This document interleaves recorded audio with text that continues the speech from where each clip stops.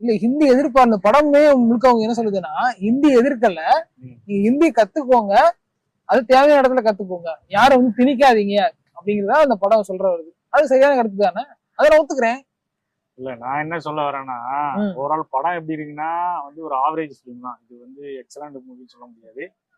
ரெண்டாவது படம் முழுக்க பேசிக்கிட்டே இருக்காங்க, கடைசி வரைக்கும் பேசிட்டே இருக்காங்க. இல்ல நான் என்ன சொல்றேன்னா, நீங்க படம் எடுக்க சொல்றீங்க, படம் வந்து ஏதாவது ஒரு இந்த ஒண்ணு வெட்டு குத்து கொலை இல்லைன்னா வந்து அது என்ன கஞ்சா கிஞ்சா எடுத்தோம், நான் என்ன சொல்றீங்க, நீங்க வந்து சமூகத்தை சீர எடுக்கிறீங்க. படத்துல என்ன வெட்டு குத்து துப்பாக்கி சூடலாம் இருக்கீங்க, அது எதுக்கு நோக்கம் ஒண்ணு இருக்கா இல்லையா? நீ எதற்காக கொள்ற, எதற்காக வெட்டுற அப்படிங்கிற நோக்கம் ஒண்ணு இருக்குல்ல.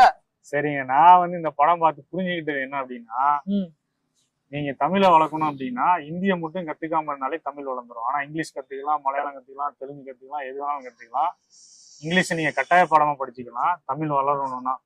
ஆனா ஹிந்தி மட்டும் கத்துக்கிட்டீங்கன்னா தமிழ் வளராது அப்படின்னா இப்பயும் தப்பாதான் புரிஞ்சிருக்கீங்க.